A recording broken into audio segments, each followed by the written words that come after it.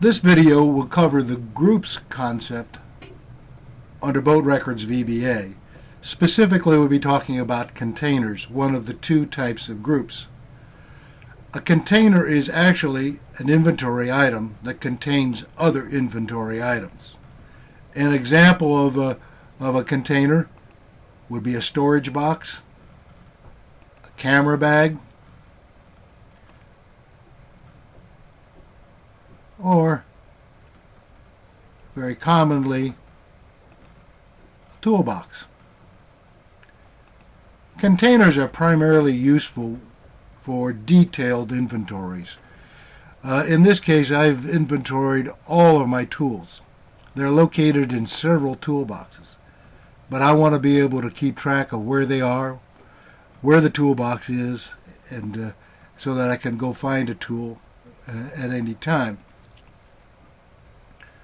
So I've created a number of toolboxes and populated them in the inventory. Now, to create a container, click on the New Groups tab, and then just enter in the name that you want to use for this container. I'm going to call it the toolbox.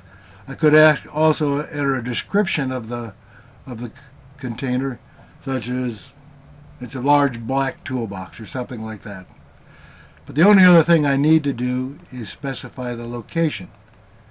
Okay, and in this case, I'm going to put it in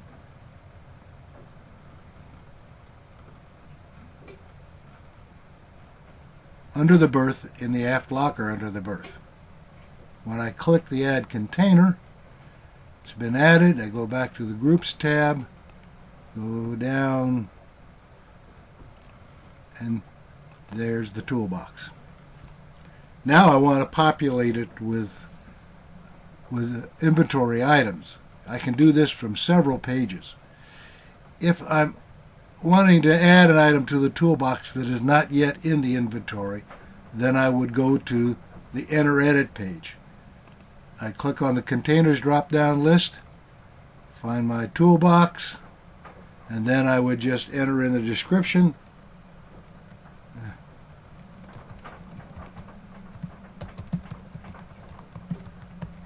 of the item, the quantities,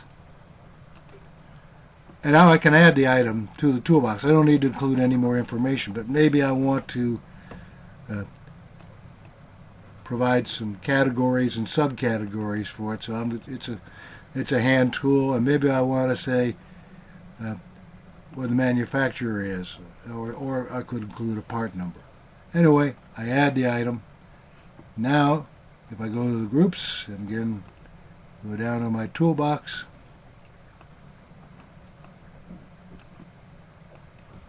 then click on the Contents page. There it is.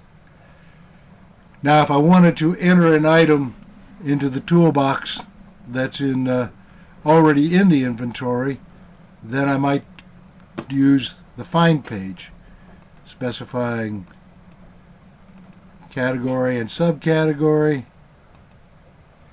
and then maybe the manufacturer. Well,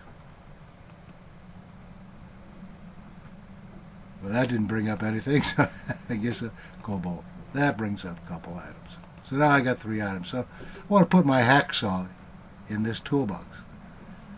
Well, you can see it's a container right now called the Saw Toolbox. But if I click on that drop down, I can go down here and say, here's the toolbox. I update the item. Now I go to the groups.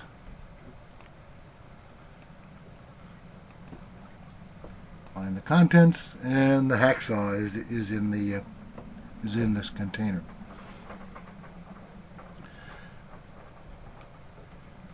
One of the advantages, or the principal advantage, of putting your items into containers would be if you decide you want to move this toolbox. So let's go back here and bring up the toolbox. It's here in the aft cabin. Let's say now I want to put it under the companionway in the hanging locker. So I update that item. Now let's say I go back and look at the tool I already added. I want to look for that thing, so I use the categories for it and the manufacturer, and there's my item I added.